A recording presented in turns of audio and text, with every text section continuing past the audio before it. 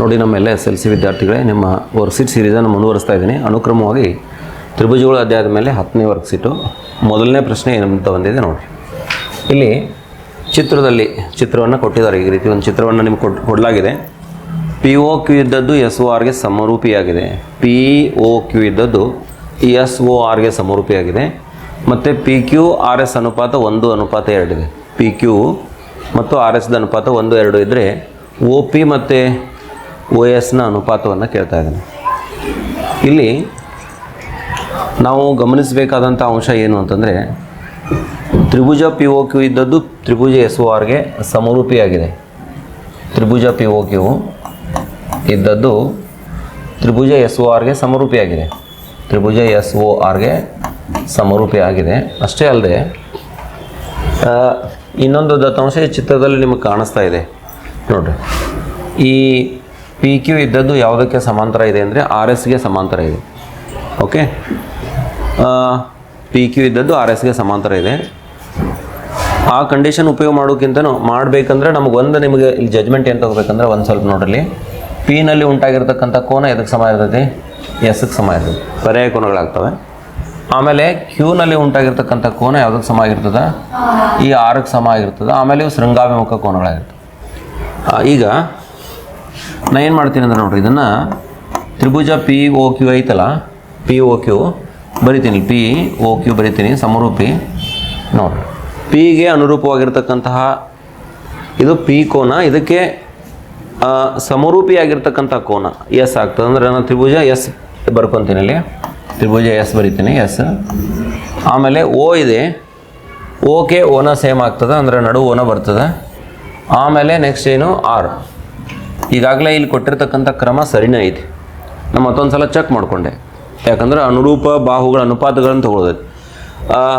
ಆ ಅನುರೂಪ ಕೋನಗಳು ಏನಿರ್ತಾವಲ್ಲ ಸಮರೂಪಿ ತ್ರಿಭುಜಗಳಲ್ಲಿ, ಆ ಆರ್ಡರ್ದೊಳಗೆ ನೀವು ತ್ರಿಭುಜಗಳನ್ನ ಹೆಸರಿಸ್ಕೊಂಡ್ರೆ ಅನುಪಾತ ತೊಗೊಳಕ್ಕೆ ಸರಳ ಆಗ್ತದೆ. ನಾನು ಚಿತ್ರ ನೋಡಂಗೆ ಇಲ್ಲ, ಅನುಪಾತ ಹಾಕ್ಬೇಕಂದ್ರೆ ಇಲ್ಲೇ ನೋಡ್ತೇನೆ ನಾನು. ಇದರಿಂದ ಇವೆರಡು ತ್ರಿಭುಜಗಳ ಸಮರೂಪಿ ಆಗಿರೋದ್ರಿಂದ, ಎರಡು ತ್ರಿಭುಜಗಳು ಸಮರೂಪಿ ಆದರೆ ಅವುಗಳ ಅನುರೂಪ ಬಾಹುಗಳು ಸಮಾನುಪಾತದಲ್ಲಿ ಇರ್ತಾವೆ. ನಿಮ್ಗೆ ಗೊತ್ತದ. ಸಮಾನುಪಾತ ಬರ್ಕೊಳ್ಳೋಣ. PO ಇಲ್ಲಿ ನೋಡ್ರಿ, ಮೊದಲನೇದು PO. ಇಲ್ಲಿ PO ತೊಗೊಂಡ್ರೆ ಇಲ್ಲೇನು ತೊಗೋಬೇಕು? SO ತೊಗೋಬೇಕು. ನಾನು ಡಯಾಗ್ರಾಮ್ ನೋಡತ್ತಿಲ್ಲ. ಡಯಾಗ್ರಾಮ್ ನೋಡೋಣ ಒಮ್ಮೆ ತಪ್ಪು ಚಾನ್ಸ್ ಇರ್ತದೆ. ಕರೆಕ್ಟ್ ಆರ್ಡರ್ದಾಗ ಇಲ್ಲಿ ಬರ್ಕೊಳ್ಳೋದು, ಇದನ್ನ ನೋಡಿ ಬರೋದು ಈಸಿ ನನ್ನ ಪ್ರಕಾರ. SO ಬರಿತೀನಿ. ಆಮೇಲೆ ಈಕ್ವಲ್ ಟು ಏನು ಬರೆಯೋಣ? ಈ ಮೊದಲನೇ 2 ಲೆಟರ್ಸ್ ತೊಗೊಂಡಿಲ್ಲ, ನೆಕ್ಸ್ಟದ್ದು 2 ಲೆಟರ್ಸ್ ತೊಗೋರಿ. OQ ತೊಗೋತೀನಿ. ಇಲ್ಲೂ ಹಂಗೆ ಮಾಡ್ರಿ ಸೇಮ್.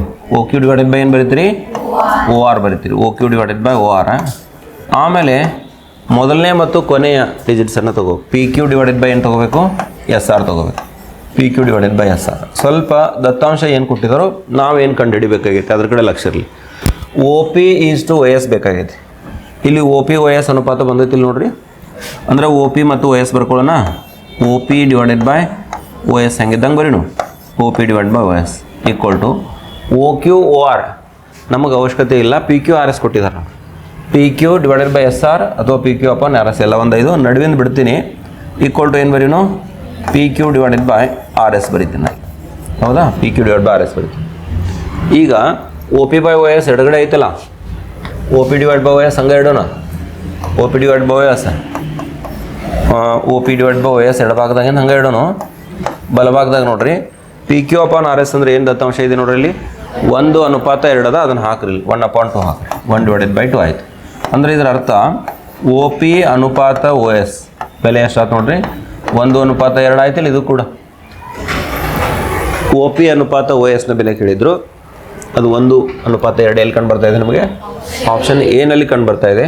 ಎ ಇದ್ದದ್ದು ಸರಿಯಾಗಿರ್ತಕ್ಕಂಥ ಉತ್ತರ ಅನ್ನೋದು ನಮಗೆ ಗೊತ್ತಾಗ್ತದೆ. ಮತ್ತೊಂದು ಪ್ರಶ್ನೆ ಸಮರೂಪತೆಯ ಲಕ್ಷಣದ ಮೇಲೆ. 2 ತ್ರಿಭುಜಗಳನ್ನು ಕೊಟ್ಟಿದ್ದಾರೆ. ಮೊದಲನೇ ತ್ರಿಭುಜದೊಳಗೆ 2 ಅಳತೆ ಕೊಟ್ಟಿದ್ದಾರೆ. ಎರಡನೇ ತ್ರಿಭುಜಗಳು 1 ಕೊಟ್ಟು ಇನ್ನೊಂದನ್ನು ಕಂಡುಹಿಡಲಿಕ್ಕೆ ಕೇಳಿದ್ದಾರೆ. ಇಲ್ಲಿ 1 ಕೊಟ್ಟಿರೋದೇನು ಮಾಹಿತಿ ಐತಂದ್ರೆ, ಇವೆರಡು ಸಮರೂಪಿ ತ್ರಿಭುಜಗಳದಾವೆ. 2 ಸಮರೂಪಿ ತ್ರಿಭುಜಗಳದಾವೆ ಅಂದ್ರೆ ಅನುರೂಪ ಬಾಹುಗಳ ಸಮಾನುಪಾತದಾಗ ಅದಾವು ಅಂದಂಗೆ ಆಯ್ತು. ತ್ರಿಭುಜ ABC ಇದ್ದದ್ದು ಸಮರೂಪಿ ಇದೆ. ಅದಕ್ಕೆ ತ್ರಿಭುಜ DEF ಸಮರೂಪಿ ಇದೆ. ಈ ಕಾರಣಕ್ಕೋಸ್ಕರ ಈ 2 ತ್ರಿಭುಜಗಳು ಸಮರೂಪಿ ಆಗಿರೋದ್ರಿಂದ ನಾನು ಅನುಪಾತ ಹೆಂಗೆ ತೊಗೊಳ್ತೀನಿ ಅಂದರೆ AB ಡಿವೈಡೆಡ್ ಬೈ DE ತೊಗೊಳ್ತೀನಿ. AB divided by DE equal to ಏನು ತೊಗೋಬೇಕಿಲ್ಲಿ? ಬಿ ಸಿಗೆ ಅನುರೂಪವಾಗಿರ್ತಕ್ಕಂಥ ಬಾಹು ಇ ಎಫ್ ಆಗ್ತದೆ. B C divided by E F, B C divided by E F ತೊಗೊಳ್ತೀನಿ. ದಯವಿಟ್ಟು ಲಕ್ಷ ಕೊಡ್ರಿ. ಎ ಬಿ ಮತ್ತು ಡಿ ಇ ಬೆಲೆಗಳು ಗೊತ್ತದಾವೆ ನಮಗೆ. ಎ ಬಿ 3 ಇದೆ, ಎ ಬಿ ಎಷ್ಟಿದೆ 3 ಇದೆ, ಡಿ ಎಷ್ಟಿದೆ ನೋಡ್ರಿ 4.5 ಇದೆ, 4.5 ಹಾಕೊಳ್ಳೋಣ. ಬಿ ಸಿ 4 ಇದೆ, ಇ ಎಫ್ ನಮಗೆ ಗೊತ್ತಿಲ್ಲ, ಡಿವೈಡೆಡ್ ಬೈ ಇ ಎಫ್ ಹಂಗೆ ಹೇಳ್ರಿ. ಈಗೇನು ಮಾಡಿರಿ ಓರೆ ಗುಣಾಕಾರ ಮಾಡಿ. E F into 3, E F into ಎಷ್ಟು ಬರೀಬೇಕು 3 ಈಕ್ವಲ್ ಟು ಏನು ಬರೆಯೋಣ 4.5 ಗುಂಡ್ಲೆ 4 ಬರೆಯೋಣ. 4.5 ಇಂಟು 4 ಬರೆಯೋಣ. ನೋಡಿರಿ ಈಗೇನು ಮಾಡ್ಬೇಕು ನಾವು ಇ ಎಫ್ ಬಿಡಿಸ್ಕೋಬೇಕಾಗೈತಿ. E F is equal to 4.5 into 4 divided by ಎಷ್ಟು 3. ಈಗ 3ರಿಂದ ನೇರವಾಗಿ ಕಡಿತ ಹೋಗ್ತದೆ. 3 1 3, ಇಲ್ಲಿ 3 1 3 ಹಚ್ಚ್ರಿ. ಇಲ್ಲಿ ಪಾಯಿಂಟ್ ಐತೆ ಇದು ಲಕ್ಷ ಇರಲಿ.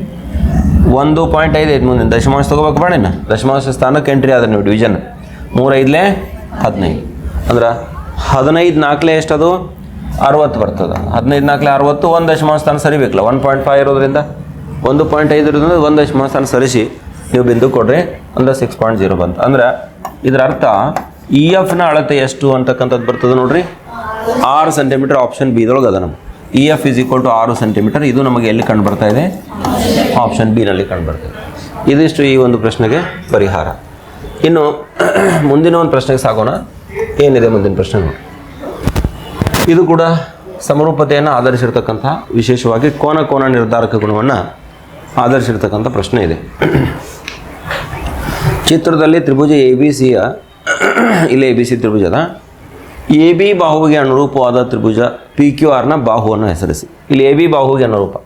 ಇಲ್ಲಿ ನೋಡಿರಿ ಎ ಬಿ ಬಾಹು ಇದಕ್ಕೆ ಅನುರೂಪ. ಎ ಬಿ ಬಾಹುವಿಗೆ ಅನುರೂಪವಾಗಿರ್ತಕ್ಕಂಥದ್ದು ಆದಷ್ಟು ನಾನು ಏನು ಮಾಡ್ತೀನಿ 8 6 14 140 ಆಯಿತು. ಅಂದರೆ ಈ ಕೋನ ಉಳಿತಲ್ಲ ಇದೆಷ್ಟು ಆಗ್ಬೇಕು ಹೇಳ್ರಿ 40 ಆಗ್ಬೇಕು. ಅಂದರೆ ಇದು ಕೂಡ ಎಷ್ಟು ಆಯ್ತು ಹೇಳ್ರಿ 40 ಆಯ್ತು. ಈ ಎ ಬಿ ಅಂದರೆ 80 40ಕ್ಕೆ ಏನು ಹೊಂದ್ಕೊಂಡೈತಲ್ಲ, ಪಾದ ಕೋನಗಳನ್ನು ಹೊಂದೈತಲ್ಲ.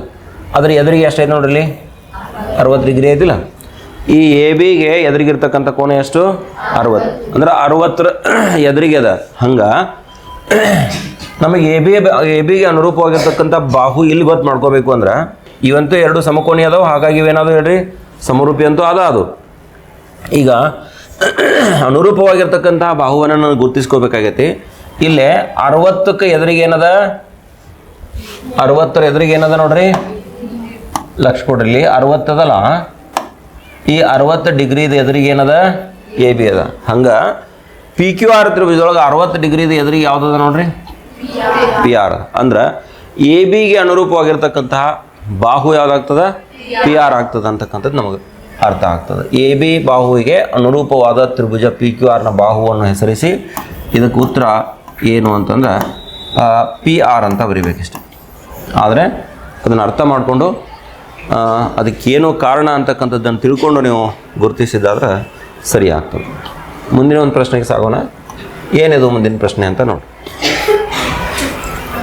ಎ ಡಿ ಸಿ ಮತ್ತು B A C, A D C ತ್ರಿಭುಜ ಎ ಬಿ ಸಿಯಲ್ಲಿ A D C equal to A D C ಕೋನ ಯಾವುದಕ್ಕೆ ಸಮ ಬಿ ಎ ಸಿಗೆ ಸಮ ಆಗುವಂತೆ ಬಿ ಸಿ ಬಾಹುವಿನ ಮೇಲಿನ ಒಂದು ಬಿಂದುವಾಗಿದೆ. ಡಿ ಇದ್ದದ್ದು ಬಿ ಸಿ ಬಾಹುವಿನ ಮೇಲಿನ ಒಂದು ಬಿಂದು ಆಗೈತೆ. ಹಂಗಂದ್ರೆ ಈ ಡಿ ಕೋನ ಮತ್ತು ಎ ಕೋನ ಪೂರ ಎರಡು ಸೇಮ್ ಆಗ್ತಾವೆ. ಹಾಗಿರ್ಬೇಕಾದ್ರೆ C A square is equal to C B into C D ಅಂತ ನಮಗೆ ಸಾಧಿಸಬೇಕಾಗಿದೆ. C A square is equal to ಅಂದರೆ C A square equal to C B ಮತ್ತು ಸಿ ಡಿ ಅಂತ ಸಾಧಿಸಬೇಕಾಗಿದೆ. ಈಗ ಸ್ವಲ್ಪ ಲಕ್ಷ ಕೊಡ್ರಿ. ನಾನು ಈ ಡಯಾಗ್ರಾಮ್ ಸ್ವಲ್ಪ ಪ್ರತ್ಯೇಕಿಸ್ಕೊಳ್ತೀನಿ. ಯಾವ ರೀತಿ ಪ್ರತ್ಯೇಕಿಸ್ಕೊಳ್ತೀನಿ ಒಂದು ಸ್ವಲ್ಪ ನೋಡ್ರಿ ಈ ಕಡೆ, ಇದು ನಿಮ್ಗೆ ಅರ್ಥ ಆಗ್ತದೆ. ಎ ಬಿ ಸಿ ತೊಗೊಳ್ತೀನಿ ನಾನು ಮೊದಲಿಗೆ. ಎ ಬಿ ಸಿ ತೊಗೊಳ್ತೀನಿ. ಆಮೇಲೆ ಏನು ತೊಗೊಳ್ತೀನಿ ಅಂದರೆ ಎ ಬಿ ಸಿ ತೊಗೊಂಡಿದ್ದಲ್ಲ, ಈಗ ಎ ಡಿ ಸಿ ತೊಗೊಳ್ತೀನಿ. ತ್ರಿಭುಜ ಎ ಡಿ ಸಿ ತೊಗೊಳ್ತೀನಿ. ಎ ಡಿ ಸಿ ಅಷ್ಟೇ ತೊಗೊಳ್ಳೋಣ, ಹೌದಾ? ತ್ರಿಭುಜ ಎ ಬಿ ಸಿ ನೋಡ್ರಿ, ತ್ರಿಭುಜ ಎ ಬಿ ಸಿ ಮತ್ತು ತ್ರಿಭುಜ ಎ ಡಿ ಸಿಗಳಲ್ಲಿ ಇವೆರಡು ನನಗೆ ಏನೋ ಒಂದು ಅನುಪಾತ ಅಲ್ಲಿ C A square equal to C B into C D ತರಬೇಕಾಗಿದೆ. ಅಂದ್ರೆ ಸಮರೂಪತೆಯ ಪರಿಕಲ್ಪನೆಯನ್ನು ಹಾಕಿ ಆ ತ್ರಿಭುಜಗಳಲ್ಲಿ ಬಾಹುಗಳ ಅನುಪಾತಗಳನ್ನು ಹೋಲಿಸ್ಕೋಬೇಕಾಗಿದೆ.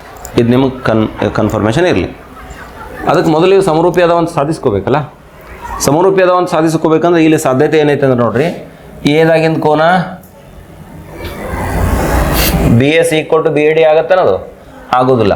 B A C equal to ಏನೈತೆ ಹೇಳ್ರಿ, ಎ ಡಿ ಸಿ ಐತೆ ಕೊಟ್ಟಿದ್ದಾರೆ ಅವ್ರು. ನೋಡಿ ಇದಾಗಿಂದ ಕೋನ ಅದಕ್ಕೆ ಸಮ ಅದ, ಡಿಗೆ ಸಮ ಅದ, ಕೊಟ್ಟಿದ್ದೈತಿಲ್ಲ ದತ್ತಾಂಶದೊಳಗೆ ಐತದು. ಇನ್ನೊಂದು ಜೊತೆ ಕೋನ ಸೇಮ್ ಐತೆ ನೋಡಿ, ಯಾವ್ದು ಹೇಳ್ರಿ, ಸಿ ನಲ್ಲಿ ಉಂಟಾಗಿರ್ತಕ್ಕಂಥ ಕೋನ ಈ ಎರಡೂ ತ್ರಿಭುಜಗಳಿಗೆ ಸಾಮಾನ್ಯ ಬಂತಿಲ್ಲ ನೋಡ್ರಿ. ಅದ ಎ ಬಿ ಸಿ ಅಂದ್ರೂ ಅದ ಬರ್ತದ, ಎ ಡಿ ಸಿ ಅಂದ್ರೂ ಅದ ಬರ್ತದ. ಹಾಗಾಗಿ ಎರಡು ಜೊತೆ ಕೋನಗಳ ಸಮ ಅಂದರೆ ಇದು ಮೂರನೇದು ಆಟೋಮೆಟಿಕ್ ಸೇಮ್ ಆಗಬೇಕಲ್ಲ, ಯಾವುದು ಉಳಿತಲ್ಲಿ ಬಿದಾಗಿಂದ ಏಕ್ ಸಮ ಆಗಬೇಕಿಲ್ಲ. ಇಲ್ಲಿ ನೋಡಿ ಈಗ ಏನು ನಾ ಮಾರ್ಕ್ ಮಾಡ್ಕೊಂಡಿಲ್ಲ ಅದನ್ನ ಈಗ ಬರೀತೀನಿ, ಸಮರೂಪತೆಯ ಕನ್ಫರ್ಮೇಷನ್ ಕೊಡ್ತೀನಿ. ಕೋನ್ B A C is equal to ಕೋನ್ ಎ ಡಿ ಸಿ. ಇದು ದತ್ತದೊಳಗೈತಿ, ದತ್ತದೊಳಗೈತೆ ಅಲ್ಲೋ, ಇಲ್ಲಿ ಐತೆ ನೋಡ್ರಿ, A D C equal to B S C. ಅದನ್ನ ಬಿ ಎಸ್ ಸಿ ಮೊದಲು ಬರ್ಕೊಂಡಿನಿ, ಎ ಡಿ ಸಿ ಆಮೇಲೆ ಬರ್ತೇನೆ. ಇನ್ನು ಒಂದಾಯಿತು, ಸ್ಟಾರ್ ಮಾರ್ಕ್ ಹಾಕೈತಲ್ಲ, ಕೋನ್ ಎ ಸಿ ಬಿ ಇದ್ದದ್ದು ಯಾವುದಕ್ಕೆ ಸಮ, ಕೋನ್ ಎ ಸಿ ಬಿ ಇದ್ದದ್ದು ಕೋನ್ ಎ ಸಿ ಡಿಗೆ ಸಮ, ಎ ಸಿ ಡಿಗೆ ಸಮ. ಎರಡನೇದು ಬರ್ಕೊಂಡ್ರೆ ಇಟ್ರ ಮೇಲೆ ನೀವು ತೀರ್ಮಾನಕ್ಕೆ ಹೋಗಿದೆ, ಸಾಮಾನ್ಯವಾದಿಲ್ಲ. ಹಾಂ, ಕೋನ ಕೋನ ನಿರ್ಧಾರಕ ಗುಣ ಹಚ್ಚಬೋದಲ್ಲ, ಖೋ ಬೇಕಂದ್ರೆ ಇನ್ನೊಂದು ಬರ್ಕೊಂಡ್ಬಿಡ್ರಿ, ಎ ಬಿ ಸಿ ಕೋನ್ ಎ ಅಲ್ಲ ಹಾಂ, ಇದು ಮತ್ತು ಈ ಸ್ಟಾರ್ದು ಆಯ್ತಲ್ಲ, ಈ ಟಿಕ್ ಮಾಡ್ಕೊಂಡಿತ್ತು ಅದನ್ನ ತಗೋರಿ. ಎ ಬಿ ಸಿ ಉಳಿತಿಲ್ಲ ಇಲ್ಲಿ, ಈಕ್ವಲ್ ಟು ಕೋನ್ ಅಲ್ಲಿ ಯಾವುದಾಯ್ತು, ಕೋನ್ ಡಿ ಎ ಸಿಗೆ ಸೇಮ್ ಆಗಬೇಕಿಲ್ಲ. ಅದು ಯಾವ್ದು ಬೇಕಾದಲ್ಲ ಮಾರ್ಕ್ ಮಾಡೈತೆ ನೋಡ್ರಿ. ಎರಡು ಜೊತೆ ಕೋನಗಳ ಸಮ ಅಂದ್ರೆ ಮೂರನೇ ಕೋನ ಆಟೋಮೆಟಿಕ್ ಸೇಮ್ ಇರಾಕಬೇಕು, ಯಾಕಂದ್ರೆ ತ್ರಿಭುಜದ ಮೂರು ಒಳಕೋನಗಳ ಮೊತ್ತ ಎಷ್ಟಿರ್ತದೆ, 180 ಡಿಗ್ರಿ ಇರ್ತದೆ. ಆದ್ದರಿಂದ ಇಲ್ಲಿ ನೋಡ್ರಿ, ತ್ರಿಭುಜ ನಾ ಈಗ ಎ ಬಿ ಸಿ ಬರ್ಕೊಳ್ಳಂಗಿಲ್ಲ. ಇಲ್ಲಿ ನೋಡ್ರಿ, A C B central line ನೋಡ್ರಿ, ಎ ಸಿ ಬಿ. ಆದ್ದರಿಂದ ತ್ರಿಭುಜ ಎ ಸಿ ಬಿ ಸಮರೂಪಿ ತ್ರಿಭುಜ. ಗಮನಿಸ್ಬೇಕೆಲ್ಲರೂ. ಇಲ್ಲಿ ನೋಡ್ರಿ ಆರ್ಡ್ರ ಡಿ ಸಿ ಎ ಹೇಳಿ ಜಜ್ಮೆಂಟ್ ಗೊತ್ತಾಯ್ತಾನ. ನಾ ಏನು ಅನುಪಾತಗಳನ್ನ ಹೊಲ್ಸಕ್ಕೆ ಡಯಾಗ್ರಾಮ್ ನೋಡೋಕೆ ಹೋಗಂಗಿಲ್ಲ. ಇಲ್ಲಿ ಒಂದ್ರೊಳಗೆ ಒಂದು ಮರ್ಜ್ ಆಗಿರ್ತಾವೆ, ಕನ್ಫ್ಯೂಷನ್ ಆಕತಿ. ಇವನ್ ಪ್ರತ್ಯೇಕ ಮಾಡ್ಕೊಂಡ್ರೆ ನಮ್ಗೆ ಗೊಂದಲ ಆಗ್ತದೆ. ಅದಕ್ಕೆ ಏನು ಮಾಡೋದು, ಅನುರೂಪ ಶೃಂಗಗಳನ್ನ ಆರ್ಡರ್ದೊಳಗೆ ಹೆಸರಿಸ್ಕೊಳ್ಳೋದು ತ್ರಿಭುಜವನ್ನು ಸರಿಯಾಗಿ. ಎ ಸಿ ಬಿ ಹೆಸರಿಸ್ಕೊಂಡೆ, ಇಲ್ಲೇನು ಡಿ ಸಿ ಎ, ಇದನ್ನು ಕರೆಕ್ಟ್ ಬರ್ಕೋಬೇಕು. ಮತ್ತು ಇದು ಡಿ ಸಿ ಎಗೆ ಸಮ ಆಯ್ತು ಅಂದಂಗೆ. ಇನ್ನು ಈ ಡಯಾಗ್ರಾಮ್ ನೋಡೋಕೆ ಹೋಗಿಲ್ಲ, ಆ ಇನ್ನೊಂದು ಪ್ರತ್ಯೇಕಗೊಳಿಸ್ಕೊಂಡಿರ್ತಕ್ಕಂಥ ಡಯಾಗ್ರಾಮ್ ನೋಡೋದಿಲ್ಲ. ನಂಗೆ ಅನುಪಾತಗಳನ್ನ ಬರಿತೀನಿ, ಎ ಸಿ ಬರಿತೀನಿ, ಡಿವೈಡೆಡ್ ಬೈ ಇಲ್ಲಿ ಏನು ಬರಿಬೇಕು ಹೇಳ್ರಿ, ಡಿ ಸಿ ಬರಿಬೇಕಿಲ್ಲ, A C by D C. ಇನ್ನು ಸಿ ಬಿ ಬರಿತೀನಿ, ಡಿವೈಡೆಡ್ ಬೈ ಏನು ಬರಲಿ, ಸಿ ಎ ಬರಿತೀನಿ, equal to A B divided by D A ಅಥವಾ ಎ ಡಿ ಬರ್ತದೆ. ಅರ್ಥ ಆಯಿತು? ಈಗ ಏನು ಸಾಧಿಸಂದ ನಾವು, A B square C A square ಐತದು, ಸಿ ಎ ಸ್ಕ್ವೇರ್ ಐತಲ್ಲ, ಐತೆ ಇಲ್ಲ ನೋಡ್ರಿ ಒಂದು ಸ್ವಲ್ಪ. C A square equal to C B C D ತರಬೇಕಾಗಿ, C A square is equal to C B into C D ಇಲ್ಲೇ ಬರ್ತೈತೆ ನಾವು. ಇದರಿಂದ C A divided by C D equal to B C divided by C A, B C divided by C A. ಲಾಸ್ಟದ್ದು ಬಿಟ್ಟು ಬಿಡ್ತೀನಿ, ಅದು ಅವಶ್ಯಕತೆ ಇಲ್ಲ ನಮಗೆ. ಈಗ ಹೊರಗೆ ಗುಣಾಕಾರ ಮಾಡಿ, C A into C A equal to B C into ಏನಾಗ್ತದೆ, ಇದು ಸಿ ಡಿ ಆಗ್ತದೆ. ಹೌದಾ? C A into C A ಅಂದರೆ ಏನು, C A square equal to B C into C D. ನಾವು ಸಾಧಿಸಬೇಕಾಗಿದ್ದು ಇಷ್ಟ ಆಯ್ತಿಲ್ಲ ನೋಡ್ರಿ, C A square is equal to B C into C D ಅಂತ ಸಾಧಿಸಬೇಕಾಗಿತ್ತು. ಇನ್ನು ಮುಂದಿನ ಒಂದು ಪ್ರಶ್ನೆಯನ್ನು ಗಮನಿಸಿ, 5ನೇ ಪ್ರಶ್ನೆ. ಚಿತ್ರದಲ್ಲಿ A B C A M P ತ್ರಿಭುಜಗಳು ಕ್ರಮವಾಗಿ ಬಿ ಮತ್ತು ಎಂನಲ್ಲಿ ಲಂಬಕೋನಗಳನ್ನು ಹೊಂದಿರುವ ತ್ರಿಭುಜಗಳಾದರೆ C A upon P A is equal to B C upon M P ಎಂದು ಸಾಧಿಸಿ. C A upon P A equal to B C upon M P ಎಂದು ಸಾಧಿಸಿ ಅಂತಕ್ಕಂಥದ್ದು ಒಂದು ಪ್ರಶ್ನೆ ಇದೆ. ಸ್ವಲ್ಪ ಈ ತ್ರಿಭುಜಗಳನ್ನು ನಾನು ಪ್ರತ್ಯೇಕ ಮಾಡ್ಕೋತೀನಿ ಒಂದು ಸ್ವಲ್ಪ ನೋಡ್ರಿ. ಹಿಂಗೆ ಮಾಡ್ಕೊಂಡ್ರೆ ಸ್ವಲ್ಪ ನಮ್ಗೆ ಹೋಲಿಸ್ಕೊಳ್ಳಿಕ್ಕೆ ಅನುಕೂಲ ಆಗ್ತದೆ. ಯಾವ ತ್ರಿಭುಜ, ಎ ಬಿ ಸಿ ತ್ರಿಭುಜ. ನಾನು ಎ ಬಿ ಸಿ ತ್ರಿಭುಜ ಅಲ್ಲಿದ್ದಂಗೆ ಹಾಕೋತೀನಿ. ಸ್ವಲ್ಪ ಹಿಂಗೆ ಐತಿಲ್ಲ ನೋಡ್ರಿ, ಅದು ಎ ಬಿ ಸಿ ಇಲ್ಲಿ ಐತಿಲ್ಲ, ಎ ಬಿ ಸಿ ಇಲ್ಲಿ ಎ ಐತಿ, ಇದನ್ನು ಬಿ ಬರ್ಕೋರಿ, ಆಮೇಲೆ ವ್ಯಾಲಿನ್ ಸಿ ಬರ್ಕೋರಿ, ಎ ಬಿ ಸಿ. ಇನ್ನು ಎ ಎಮ್ ಪಿ ಇಲ್ಲಿ ನೋಡ್ರಿ, ಹಿಂಗೈತೆ ಇದೆ, ಈ ಕಡೆ ಐತೆ ಇಲ್ಲಿ, ಇದು ಹಿಂಗೆ ಪಾದದ ಲಂಬ ಎಲ್ಲಿ ಐತದ, ಇಲ್ಲೈತಿ. ಇದು ಎ, ಇದು ಎಮ್, ಆಮೇಲೆ ಇದೇನು ಪಿ. ಇಲ್ಲೊಂದು ಲಂಬಕೋನ ಐತೆ ನೋಡ್ರಿ, ಬಿದೊಳಗೆ ಲಂಬಕೋನ ಐತಿ. ಹೌದಾ? ಈಗ ಇವೆರಡು ತ್ರಿಭುಜದೊಳಗೆ, ಈಗ ತ್ರಿಭುಜ ಎ ಬಿ ಸಿ ಮತ್ತು ತ್ರಿಭುಜ ಎ ಎಮ್ ಪಿಗಳಲ್ಲಿ ಏನಿಲ್ಲ, ಏನು ಅನುಪಾತ ಸಾಧಿಸೋದು, ಸಮರೂಪ ತ್ರಿಭುಜಗಳನ್ನು ಗುರುತಿಸ್ಕೋಬೇಕು. ಇವು ಮೊದಲ ಸಮರೂಪತ್ವನ ಕೊಟ್ಟಿಲ್ಲ ಅವ್ರು, ನಾವು ಸಮರೂಪತ್ವನ ಸಾಧಿಸ್ಕೋಬೇಕು. ಅದಕ್ಕೆ ಕೋನ ನಿರ್ಧಾರಕ ಗುಣ ಹಾಕಿ ಸಾಧಿಸ್ಕೊಳಕ್ಕೆ ಸಾಧ್ಯ ಐತಿ. ಇಲ್ಲಿ ಒಂದು ಜೊತೆ ಕೋನಗಳು ಈಗಾಗಲೇ ಸಮಾಧಾನ ನೋಡ್ರಿ. ಕೋನ್ ಎ ಬಿ ಸಿ ಇದ್ದದ್ದು ಯಾವುದಕ್ಕೆ ಸಮಾದ ಕೋನ್ ಇಲ್ಲಿ ಮಾರ್ಕ್ ಮಾಡೈತೆ ನೋಡ್ರಿ, ಎ ಎಂ ಪಿಗೆ ಸಮನಾಗಿದೆ ಒಂದು ಜೊತೆ ಕೋನಗಳು. ಇನ್ನು ಇಲ್ಲೂ ಎ ಐತಿ, ಇಲ್ಲೂ ಎ ಐತಿ.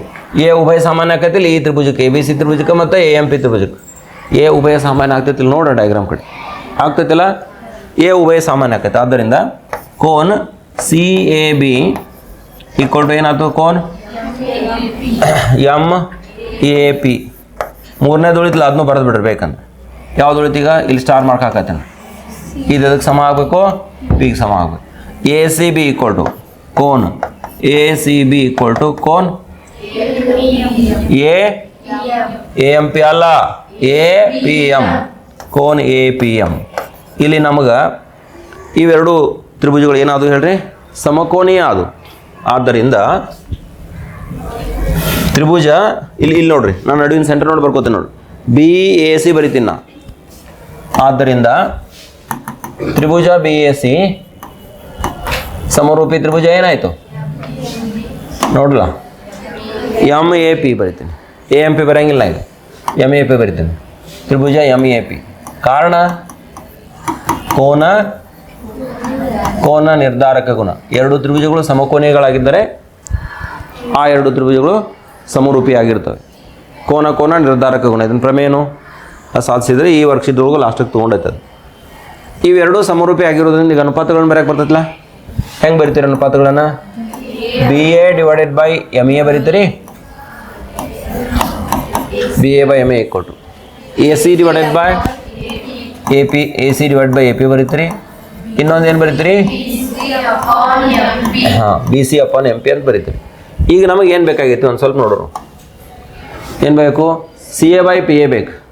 C A upon P A ಇಲ್ಲೈತೆ ನೋಡಿ, ಇದು ಬೇಕು ಇಟ್ಕೊಳ್ಳೋಣ. ಅದು ಮತ್ತೊಂದು ಏನೈತೆ ನೋಡ್ರಲ್ಲಿ, B C by M P ಐತಿ. B C upon M P ಎಲ್ಲೈತಿ, ಲಾಸ್ಟಿಗೆ ಐತಿ. ಹೌದಾ? ಇದನ್ನು ಬಿಟ್ಬಿಟ್ರಿ. ಹಾಗಾಗಿ ಎರಡನೇ ಮತ್ತು ಮೂರನೇ ಅನುಪಾತಗಳನ್ನು ಮಾತ್ರ ಬರ್ಕೊಡ್ರಿ. A C divided by A P equal to B C divided by ಏನಾಯ್ತದು, ಎಮ್ ಪಿ. ನಮಗೆ ಸಾಧಿಸಬೇಕಾಗಿದ್ದು ಇಷ್ಟ ಆಯ್ತಿಲ್ಲ, C A by P A equal to B C by M P ಎಂದು ಸಾಧಿಸಿ ಅಂತ ಐತದು. ಬೇಕಂದ್ರೆ ಹೆಂಗೆ ಬರ್ರಿ, C A by P A ಎಲ್ಲ ಒಂದು, ಸಿ ಎ ಮತ್ತು A C, B C divide by M P. So ಇಷ್ಟು ನಾವು ಅನುಪಾತವನ್ನು ಸಾಧಿಸಿವಿ. ನಿಮ್ಮ ಪಠ್ಯಪುಸ್ತಕದಲ್ಲಿಂದ ಪ್ರಶ್ನೆ ಐತೆ, ಅರ್ಥ ಆಯ್ತಲ್ಲ? ಸಮರೂಪತೆಯ ಪರಿಕಲ್ಪನೆಯನ್ನು ಹಾಕಿ ಅನುಪಾತಗಳನ್ನು ತಗೊಂಡು ಸಾಧನೆಯನ್ನು ಮಾಡ್ತೀವಿ. ಪ್ರಾಕ್ಟೀಸ್ ಇರಲಿ ಚೆನ್ನಾಗಿ, ರಿಪೀಟೆಡ್ಲಿ ಪ್ರಾಕ್ಟೀಸ್ ಮಾಡಿದ್ರೆ ಮಾತ್ರ ಇದು ಅರ್ಥ ಮಾಡ್ಕೊಂಡ್ರೆ ಮಾತ್ರ ಬಿಡಿಸ್ಲಿಕ್ಕೆ ಸಾಧ್ಯ ಐತಿ, ಇಲ್ಲಾಂದ್ರೆ ನಿಮಗೆ ಕಷ್ಟ ಆಗ್ತದೆ. ಮುಂದಿನ ಪ್ರಶ್ನೆ ನೋಡ್ರಿ, ಇದು ಸ್ಟ್ಯಾಂಡರ್ಡ್ ಎಕ್ಸಾಂಪಲ್. ಇಂಥವು ಇದಂತಲ್ಲ, ಈ ಪ್ರಕಾರದ ಪ್ರಶ್ನೆಗಳನ್ನು ಪರೀಕ್ಷೆ ಕೇಳಿದ್ದಾರೆ. 6 ಮೀಟರ್ ಎತ್ತರದ ನೇರವಾದ ಕಂಬವು, ಒಂದು ಕಂಬ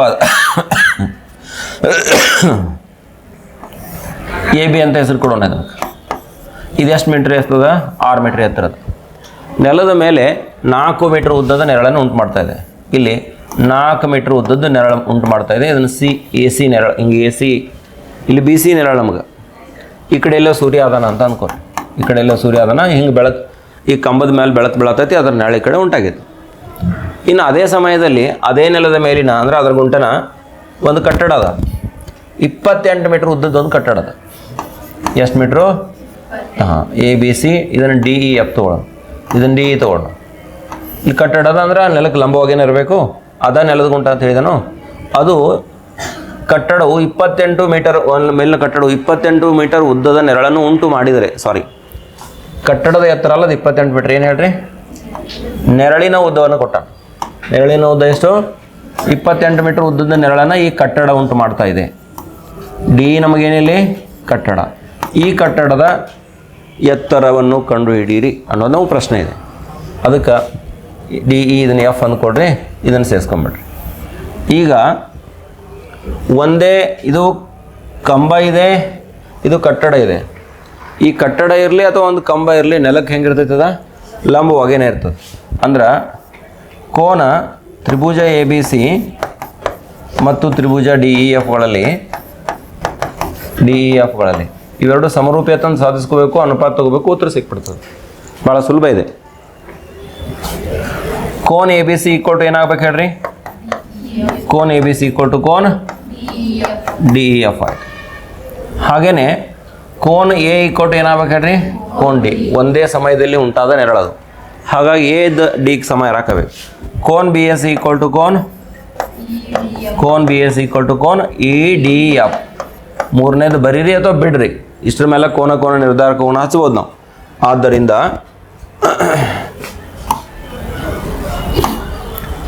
ಇಲ್ಲಿ ಇನ್ನೊಂದು ಮೂರನೇದು ಯಾವ್ದು ಉಳಿತು ನೋಡ್ರಿ, ಇಲ್ಲಿ ಸ್ಟಾರ್ ಮಾರ್ಕ್ ಹಾಕ್ತೀನಿ ನೋಡ್ರಿ, ಇಲ್ಲಿ ನೋಡ್ರಿ.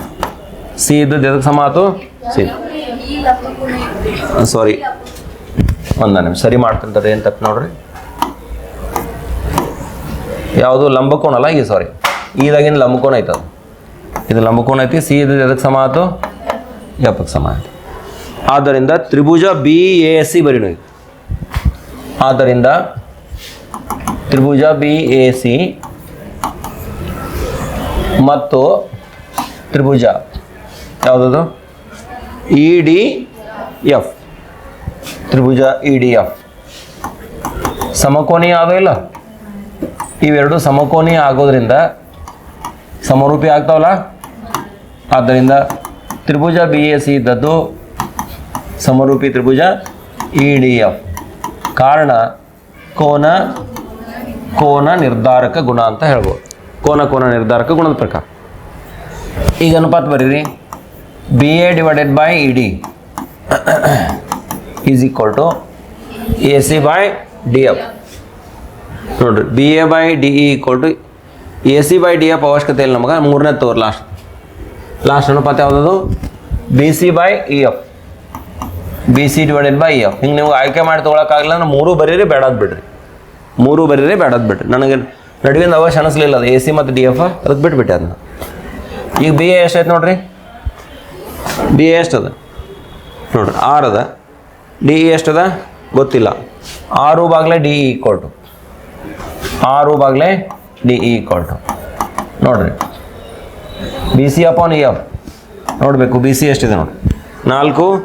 ಇದೆಷ್ಟದ 28 ಅದ. 4 ಎಷ್ಟು ಬರೆಯೋಣ, 28. 4/28 ಬರೆಯೋಣ. 4 ಗುಣಾಕಾರ ಮಾಡಲ ಈಗ ನೋಡ್ರಿ, D E into 4 equal to 6 into ಎಷ್ಟು 28.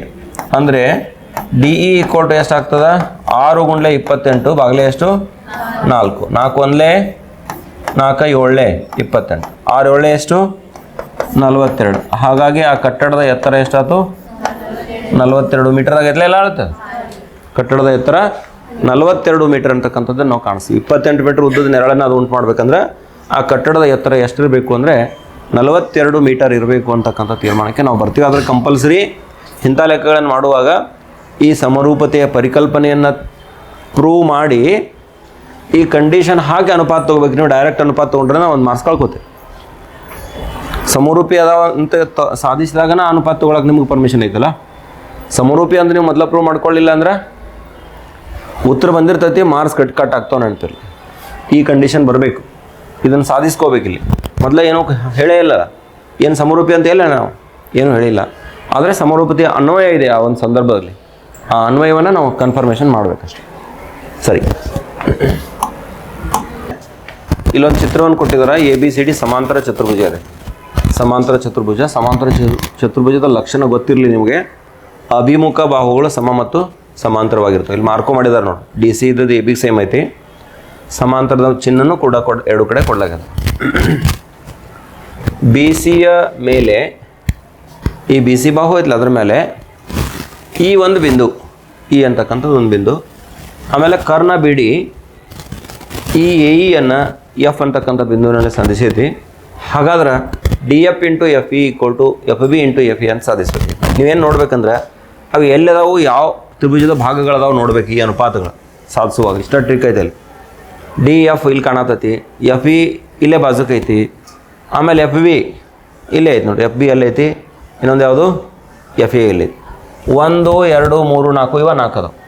1 2 3 4 ಈ 4 ಬಾಹುಗಳನ್ನು ಹೊಂದಿರತಕ್ಕಂಥ ತ್ರಿಭುಜಗಳಿಂದ ಯಾವುದಂದರೆ ಇದೊಂದು ನಾವು ಮಾರ್ಕ್ ಮಾಡಿದ್ದಿಲ್ಲ. ಈಗ ಅವುಗಳನ್ನು ನಾವು ಪರಿಗಣಿಸಬೇಕು, ಅಲ್ಲಿ ಸಾಮ್ಯತೆಗಳನ್ನು ಹುಡುಕಬೇಕು.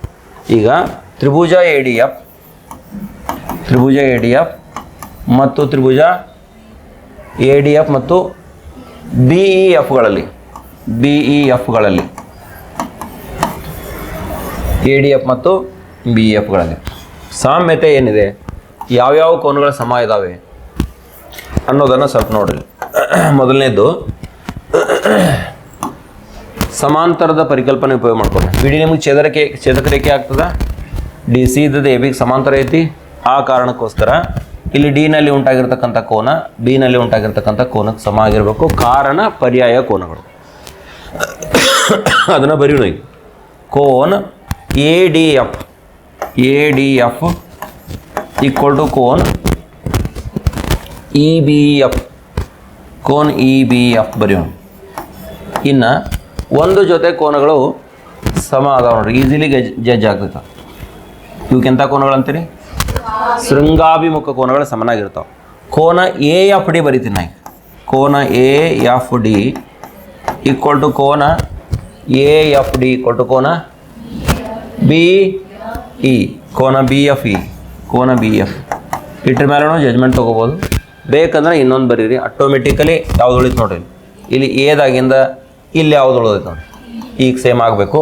ಅಂದ್ರೆ ಕೋನ D A F equal to ಕೋನ D A F is equal to ಕೋನ್ D A F equal to ಕೋನ್ ಬಿ ಇ ಎಫ್. ಕೋನ್ ಬಿ ಇ ಎಫ್ ಹಾಕತ್ತಿಲ್ಲ, ಕೋನ್ ಬಿ ಎ. ಆದ್ದರಿಂದ ಏನು ಹೇಳ್ತೀರಿ? ತ್ರಿಭುಜ ಮ್ಯಾಲಿಂದ ನೋಡಿ ಬರ್ಕೊಳಂಗಿಲ್ಲ. ಈಗ ಮ್ಯಾಲಿಂದ ಇದನ್ನ ನೋಡಿ ಬರೆಯಂಗಿಲ್ಲ. ಈಗ ಏನು ಬರಿತೀನಿ? ಡಿ ಎಫ್ ಎ, ಇದನ್ನು ಟ್ರಿಕ್ ನೋಡ್ರಿ, ನೆನ್ಪಿಟ್ಕೋರಿ. ಮತ್ತು ತ್ರಿಭುಜ ಬಿ ಎಫ್ ಇ ಏನಂತ ಹೇಳ್ತೀರಿ? ಸಮಕೋನೀಯ. ಎರಡು ತ್ರಿಭುಜಗಳು ಸಮಕೋನೀಯಗಳಾದರೆ ಅವು ಹೆಂಗಿರ್ತಾವೆ? ಸಮರೂಪಿ ಆಗಿರ್ಬೇಕಿಲ್ಲ. ಆದ್ದರಿಂದ ತ್ರಿಭುಜ ಡಿ ಎಫ್ ಎ ಸಮರೂಪಿ. ಆದ್ದರಿಂದ ತ್ರಿಭುಜ ಡಿ ಎಫ್ ಎ ಸಮರೂಪಿ ತ್ರಿಭುಜ ಬಿ ಎಫ್ ಇ ತ್ರಿಭುಜ ಬಿ ಎಫ್ ಇ ಅಂತ ಬರೆಯೋಣ. ಇನ್ನು ಅನುಪಾತಗಳನ್ನ ಹೋಲಿಸ್ಕೊ. ಹೆಂಗೆ ಬರೀತಾರೆ ಅನುಪಾತಗಳನ್ನ? D F divided by B F equal to F A divided by F E equal to D A upon B, D A upon B. ಇನ್ನು ನಮ್ಮ ಸಾಧನೆಯ ಹಂತ ಅಲ್ಲಿ ಏನೈತಲ್ಲ ಅದನ್ನು ನೋಡಬೇಕು, ಗಮನಿಸಬೇಕು. D F into F E ಬೇಕಾಗೈತೆ ನಮಗೆ. D F into F E ಇವೆರಡರ ಸಿಗ್ತೈತೆ. ಅದಕ್ಕೆ ಬಿಟ್ಟು ಇವೆರಡು ಅನುಪಾತ ಬರ್ಕೋರಿ. D F divided by B F is equal to F A divided by F E ಅಷ್ಟೇ ಬರ್ಕೋರಿ. ಈಗ ಲಾಸ್ಟದ್ದು ಬಿಟ್ಬಿಟ್ರಿ, ಇವತ್ತು ಹೊರೆ ಗುಣಾಕಾರ ಮಾಡ್ಕೊರಿ, ಆನ್ಸರ್ ಬಂದುಬಿಡ್ರಿ. ಇದರಿಂದ ನಿಮ್ಗೆ ಏನು ಕಂಡು ಬರ್ತದೆ ಅಂದ್ರೆ D F into F E equal to F B into F A ಬರಬೇಕು. F B into F A ಬಂದೈತಿಲ್ಲ ಇಲ್ಲಿ, F B into F. So ಇಷ್ಟು ಈ ಒಂದು ಪ್ರಶ್ನೆಗೆ ಪರಿಹಾರ. ಇನ್ನೂ ಒಂದು ಪ್ರಮೇಯ ಸಾಧಿಸೋದಿದೆ. ನೋಡಿ ವಿದ್ಯಾರ್ಥಿಗಳು, ಈ ಪ್ರಮೇಯದ ಹೇಳಿಕೆ ಏನಿದೆ ಅಂತ ನೋಡಿ. ಎರಡು ತ್ರಿಭುಜಗಳಲ್ಲಿ ಅನುರೂಪ ಕೋನಗಳು ಸಮವಾದರೆ ಅವುಗಳ ಅನುರೂಪ ಬಾಹುಗಳ ಅನುಪಾತಗಳು ಸಮ.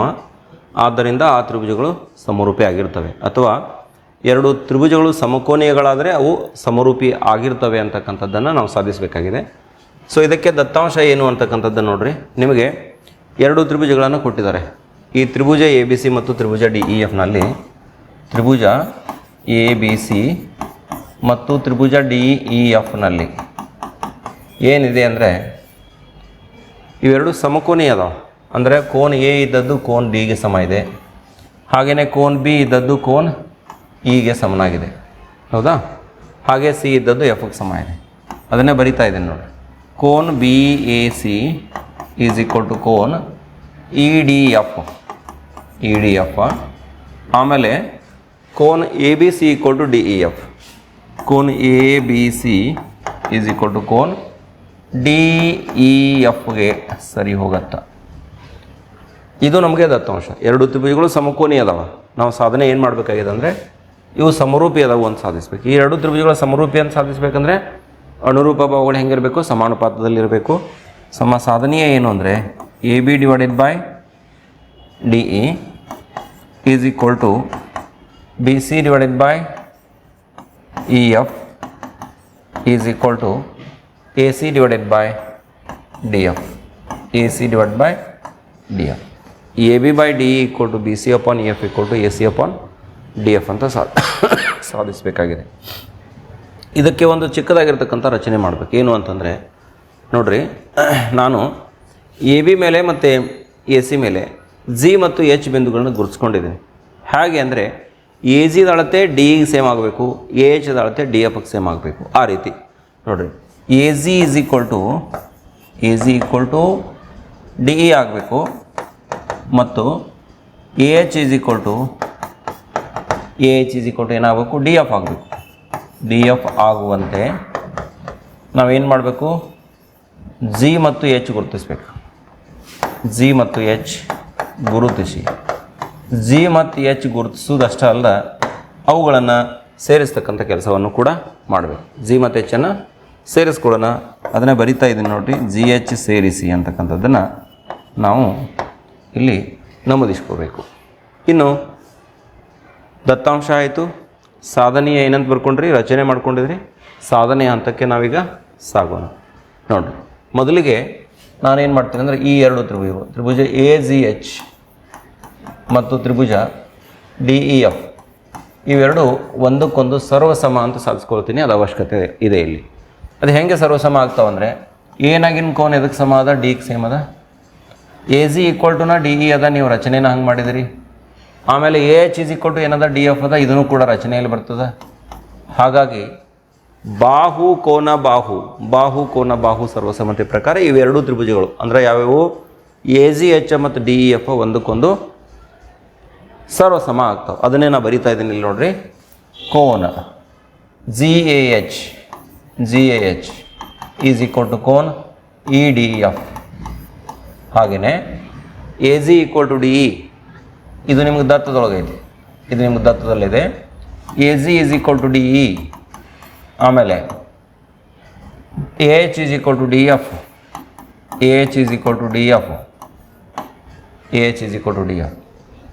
ನೋಡ್ರಿ. ಆದ್ದರಿಂದ ಬಾಹು ಕೋನ ಬಾಕೋಬಾ ಸರ್ವಸಮತೆಯಂತೆ ನಾನು ಯಾವ ತೀರ್ಮಾನಕ್ಕೆ ಬರ್ತೀನಿ ಅಂತಂದರೆ, AGH ತ್ರಿಭುಜ ಇದೆಯಲ್ಲ, ಇದು ಸರ್ವಸಮ ಆಯಿತು. ಯಾವುದಕ್ಕೆ, ಸಮರೂಪಿ ಅಂತಲ್ಲ, ಸರ್ವಸಮ DEF. ಅಂದ್ರೆ DEF ಎತ್ತಿ ತಂದ AGH ಮೇಲೆ ಹಾಕಿರಿ ಅಂದರೆ ಒಂದಕ್ಕೊಂದು ಐಕ್ಯ ಆಗ್ತದೆ. ಹಾಗಾಗಿ GHದ ಉದ್ದ ಇದಕ್ಕೆ ಸಮ ಆಗಬೇಕು, EFಗೆ ಸಮ ಆಗಬೇಕು ಮತ್ತು ಅನುರೂಪ ಕೋನಗಳು ಕೂಡ ಸಮ ಆಗಬೇಕು. ಆದ್ದರಿಂದ GH ಏನಾಗಬೇಕು, EF ಆಗಬೇಕು. ಅಷ್ಟೇ ಅಲ್ಲದೆ ಕೋನ್ AGH ಐತಲ್ಲ, ಕೋನ್ AGH ಅದಲ್ಲ, ಈ ಕೋನ್ AGH ಇದ್ದದ್ದು ಯಾವುದಕ್ಕೆ ಸಮ ಆಗಬೇಕು ಅಂದ್ರೆ ಕೋನ್ DEFಗೆ ಸಮ ಆಗಬೇಕು. Cone DEF. ಆದರೆ ನಿಮ್ಮ ದತ್ತಾಂಶದಲ್ಲಿ ಈಗಾಗಲೇ ಐತೆ ನೋಡ್ರಿ, ಕೋನ್ DEF ಎಲ್ಲಿದೆ ನಿಮ್ಮ ದತ್ತಾಂಶ, ಇಲ್ಲಿ ನೋಡ್ರಿ. ಕೋನ್ DEF ಇದ್ದದ್ದು ಯಾವುದಕ್ಕೆ ಸಮ ಅದ, ABCಗೆ ಸಮನಾಗಿದೆ. ಇಲ್ಲಿ ಕೋನ್ ABC ಅಂತ ಬರೀತೀನಿ. ಈಗ ಇವೆರಡನ್ನು ನೋಡಿ, ಬಲಭಾಗದಲ್ಲಿ DF ಇದೆ, ಇಲ್ಲೂ DEF ಇದೆ. ಹಾಗಾಗಿ ಇದರಿಂದ ನಿಮಗೇನು ಕಂಡುಬರ್ತದೆ ಅಂದರೆ, ಇದರಿಂದ ಕೋನ್ AGH = ಕೋನ್ ABC ಕಂಡುಬರ್ತದೆ. ಕೋನ್ AGH = ಕೋನ್ ABC ಅಂತಕ್ಕಂಥದ್ದನ್ನು ನಾವು ಸಾಧಿಸಿದ್ದೀವಿ. ಈಗ ನೋಡ್ರಿ, ಕೋನ AGH = ಕೋನ್ ABC ಆಗೋದ್ರಿಂದ ಕೋನ್ AGH ಈಗ ಕೋನ್ AGH ಇದ್ದದ್ದು ಯಾವುದಕ್ಕೆ ಸಮ, ಕೋನ್ ABCಗೆ ಸಮ. ಈ ಎರಡೂ ಕೋನಗಳು ಒಂದಕ್ಕೊಂದು ಸಮ ಆಗೋದ್ರಿಂದ ಇವು ಅನುರೂಪ ಕೋನಗಳಾಗ್ತವೆ. GH ಇದ್ದದ್ದು ಯಾವುದಕ್ಕೆ ಸಮಾಂತರ ಆಗ್ತದೆ, BCಗೆ ಸಮಾಂತರ ಆಗ್ತದೆ. ಈ ಕಾರಣಕ್ಕೋಸ್ಕರ GH ಸಮಾಂತರ BC ಅಂತಕ್ಕಂಥದ್ದನ್ನು ಇಲ್ಲಿ ನಾವು ಮೆನ್ಷನ್ ಮಾಡ್ಕೋಬೇಕು. ಇದಾದ ಮೇಲೆ ಈಗ ಥೇಲ್ಸನ ಉಪಸಂಬಂಧವನ್ನು ಹಾಕೋಣ. ತ್ರಿಭುಜ AGHನ ABCನಲ್ಲಿ GH ಬಾಹು ಇದ್ದದ್ದು ಯಾವುದಕ್ಕೆ ಸಮಾಂತರ ಇದೆ ಅಂದರೆ BCಗೆ ಸಮಾಂತರ ಇದೆ. GH ಇದ್ದದ್ದು BCಗೆ ಸಮಾಂತರ ಇರೋದರಿಂದ, GH ಸಮಾಂತರ BC ಇರೋದರಿಂದ ನಾನು ಹೀಗೆ ಬರೀತೀನಿ ನೋಡಿರಿ. ಥೇಲ್ಸನ ಸಮಾಂತರ GH ಸಮಾಂತರ BC. ಆದ್ದರಿಂದ ಥೇಲ್ಸನ ಉಪಸಂಬಂಧದಂತೆ, ಉಪಸಂಬಂಧ ಅಥವಾ ಉಪಪ್ರಮೇಯ ಅಂತ ಹೇಳ್ತೀರಿ ನೀವು, ಸಂಬಂಧದಂತೆ ನಾವು ಏನನ್ನು ಬರಲಿಕ್ಕೆ ಸಾಧ್ಯ ಆಗ್ತದಂದರೆ A G divided by A B, A G divided by A B is equal to G H divided by B C ಬರಿಬೇಕು. G H divided by B C is equal to ಏನು ಬರಿಬೇಕು, A H divided by A C ಬರಿಬೇಕು. A H upon A C. ಈಗ ನೋಡಿರಿ, A ಜಿದಷ್ಟು D ಐತಿ, ದತ್ತದೊಳಗೆ ಐತಿ, ನೀವು ಸಾರಿ ರಚನೆ ಒಳಗೆ ಮಾಡ್ಕೊಂಡಿದ್ದೀರಿ. A G equal to D replace ಮಾಡಿಕೊಡ್ರಿ, ಡಿ ಅಪಾನ್ ಎ ಬಿ. ಆಮೇಲೆ ಜಿ ಎಚ್ದ ಬದಲಿ, ಜಿ ಎಚ್ದ ಬದಲಿ ಇ ಎಫ್ ಅಂತ ಈಗ ತಾನೇ ಸಾಧಿಸ್ಕೊಂಡಿದ್ದೀರಿ. ಇಲ್ಲ ಐತೆ ನೋಡಿರಿ, G H is equal to E F ಸಾಧಿಸ್ಕೊಂಡಿದ್ದೀರಿ. ಅದನ್ನು ಇಲ್ಲಿ ಉಪಯೋಗ ಮಾಡ್ಕೊಳ್ಳೋಣ. G H is equal to ಏನು, ಇ ಎಫ್ ಅಂತ. ಆಮೇಲೆ ಬಿ ಸಿ ಹಂಗೆ ದಂಗಿಡ್ರಿ, ಎ ಎಚ್ದ ಬದಲಿ A H is equal to ಏನಿದೆ, ಡಿ ಎಫ್ ಇದೆ. A H is equal to D F ಬರೆಯೋಣ. ಇದು ರಚನೆಯಲ್ಲಿದೆ, ಡಿವೈಡ್ ಬೈ ಎ ಸಿ. ಈಗ ಏನು ಮಾಡಿರಿ, ಅಂಶ ಮತ್ತು ಛೇದ ಅದಲ ಬದಲು ಮಾಡಿ. A B divided by D E, ಇದರಿಂದ A B divide by D E equal to B C upon E F is equal to A C divide by D F ಆಗ್ತದೆ. ಇಷ್ಟು ನಾವು ಸಾಧಿಸಬೇಕಾಗಿತ್ತು. ಎರಡು ತ್ರಿಭುಜಗಳು ಸಮಕೋನಿಯಾಗಿದ್ದರೆ, ಎರಡು ತ್ರಿಭುಜಗಳು ಸಮಕೋನಿಯಾಗಿದ್ದರೆ ಅವೆರಡು ಸಮರೂಪಿ ಆಗಿರ್ತವೆ ಅಂತಕ್ಕಂಥದ್ದಕ್ಕೆ ನಮಗೆ ಇಲ್ಲಿ ತೀರ್ಮಾನ ಬಂತು. ಯಾಕಂದರೆ ಅನುರೂಪ ಬಾಹುಗಳು ಸಮಾನಪಾದಾಗಿದ್ದಾವೆ. ಅನುರೂಪ ಬಾಹುಗಳು ಸಮಾನಪಾದಾಗಿರೋದ್ರಿಂದ ಅವು ಸಮರೂಪಿ ಆಗಲೇಬೇಕು. ಸೊ ಇದಿಷ್ಟು ಈ ಒಂದು ಪ್ರಮೇಯಕ್ಕೆ ಸಾಧನೆ.